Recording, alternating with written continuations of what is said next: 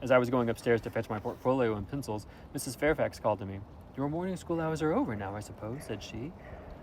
She was in a room of the folding doors of which stood open. I went in when she addressed me. There was a large, stately apartment with purple chairs and curtains, a Turkey carpet, walnut-paneled walls, one vast window rich in stained glass, and a lofty ceiling nobly molded. Mrs. Fairfax was dusting some of the vases of fine purple spar which stood on the sideboard. "What a beautiful room!" I exclaimed, as I looked round, for I had never before seen any half so imposing. "Yes, this is the dining room. I have just opened the window so as to let in a little air and sunshine, for everything gets so damp in apartments that so seldom are inhabited. The drawing room yonder feels like a vault." She pointed to a wide arch corresponding to the window, and hung like it with a Tyrian-dyed curtain now looped up. Mounting to it by two broad steps and looking through, I thought I caught a glimpse of a fairy place, so bright to the novice eyes appeared the view beyond. It was merely a very pretty drawing room, and within it a boudoir, both spread with white carpets on which seemed to lay brilliant garlands of flowers, both sealed with snowy moldings of white grapes and vine leaves, beneath which glowed in rich, constant crimson couches and ottomans, while the ornaments on the table, parry and mantelpiece were of sparkling Bohemian glass ruby red, and between the windows large mirrors repeated the general blending of snow and fire. "In what order you keep these rooms, Mrs. Fairfax," said I. "No dust, no canvas coverings, except that the air feels chilly. One would think they were inhabited daily." "Why, Miss Eyre, though Mr. Rochester's visits here are rare, they are always sudden and unexpected, and as I observed that it put him out to find everything swathed up and to have a bustle of arrangements on his arrival, I thought it best to keep the rooms in readiness." "Is Mr. Rochester an exacting, fastidious sort of man?" "Not particularly so, but he has a gentleman's tastes and habits, and he expects to have things managed in conformity to them." "Do you like him? Is he generally liked?" "Oh, yes, the family have always been respected here. Almost all the land in the neighborhood, as far as you can see, has belonged to the Rochesters, time out of mind." "Well, but leaving his land out of the question, do you like him? Is he liked for himself?" "I have no cause to do otherwise than like him, and I believe he is considered a just and liberal landlord by his tenants, but he has never lived much amongst them." "But he has no peculiarities? That is, in short, his character?" "Oh, his character is unimpeachable, I suppose. He is rather peculiar, perhaps. He has traveled a great deal and seen a great deal of the world, I should think. I dare say he is clever, but I never had much conversation with him." "In what way is he peculiar?" "I don't know. It is not so easy to describe, nothing striking, but you feel it when he speaks to you. You cannot always be sure whether he is in jest or earnest. Whether he is pleased or on the contrary, you don't thoroughly understand him. In short, at least I don't think, but it is of no consequence. He is a very good master." This was all the account I got from Mrs. Fairfax of her employer and mine. There are people who seem to have no notion of sketching a character or observing and describing salient points, either in person or things. The good lady evidently belonged to this class. My queries puzzled but did not draw her out. Mr. Rochester was Mr. Rochester in her eyes, a gentleman, a landed proprietor, nothing more. She inquired and searched no further, and evidently wondered to my wish to gain more definite notions of his identity.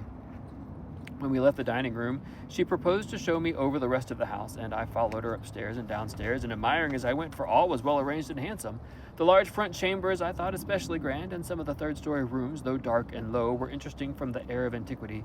The furniture once appropriated to the lower apartments had from time to time been removed here, as fashions changed, and the imperfect light entering by the narrow casements showed bedsteads of 100 years old, chests in oak or walnut, looking with their strange carvings of palm branches and cherubs' heads like types of the Hebrew ark, rows of venerable chairs, high-backed and narrow, stools still more antiquated, on whose cushioned tops yet appeared traces of half-effaced embroideries wrought by fingers that for 2 generations had been coffin dust. All these relics gave to the third story of Thornfield Hall the aspect of a home of the past, a shrine of memory. I liked the hush, the gloom, the quaintness of these retreats in the day, but I by no means coveted a night's repose on one of those wide and heavy beds, shut in, some of them with doors of oak, shaded, others with wrought old English hangings, crusted with thick work, portraying effigies of strange flowers and stranger birds and strangest human beings, all of which would have looked strange indeed by the pallid gleam of moonlight. "Do the servants sleep in these rooms?" I asked. "No, they occupy a range of smaller apartments to the back. No one ever sleeps here. One would almost say that if there were a ghost at Thornfield Hall, this would be its haunt." "So I think you have no ghosts, then?" "None that I have heard of," returned Mrs. Fairfax, smiling. "Nor any traditions of one? No legends or ghost stories?" "I believe not, and yet it is said the Rochesters have been rather violent than a quiet race in their time. Perhaps, though, that is the reason they rest tranquilly in their graves now." "Yes. After life's fitful fever, they sleep well," I muttered. "Where are you going now, Mrs. Fairfax?" For she was moving away. "On to the Leads. Will you come and see that view from thence?" I followed still up a very narrow staircase to the attics, and thence by a ladder and through a trapdoor to the roof of the hall. I was now on a level with the crow colony and could see into their nests. Leaning over the battlements and looking far down, I surveyed the grounds laid out like a map, the bright velvet lawn closely girding the gray base of the mansion, the field wide as a park dotted with its ancient timber, the wood dun and sere divided by a path visibly overgrown, greener with moss than the trees were the foliage, the church at the gates, the road, the tranquil hills, all reposing in the autumn day's sun, the horizon bounded by a perpetuous sky, azure, marbled with pearly white. No feature in the scene was extraordinary, but all was pleasing. When I turned from it and repassed the trap door, I could scarcely see my way down the ladder. The attic seemed black as a vault compared with the arch of blue air to which I had been looking up, and to that sunlit, serene scene of grove, pasture, and green hill of which the hall was the center, and over which I had been gazing with delight. Mrs. Fairfax stayed behind a moment to fasten the trap door. I, by dint of groping, found the outlet from the attic and proceeded to descend the narrow garret staircase. I lingered on the long passage to which this led, separating the front and back rooms of the third story, narrow, low, and dim, with only one little window at the far end, and looking with its 2 rows of small black doors all shut like a corridor in some Bluebeard's castle. While I paced softly on, the last sound I expected to hear in so still a region, a laugh, struck my ear. It was a curious laugh, distinct, formal, mirthless. I stopped. The sound ceased only for an instant. It began again, louder, for at first, though distinct, it was very low. It passed off in a clamorous peal that seemed to wake an echo in every lonely chamber, though it originated but in one, and I could have pointed out the door whence the accents issued.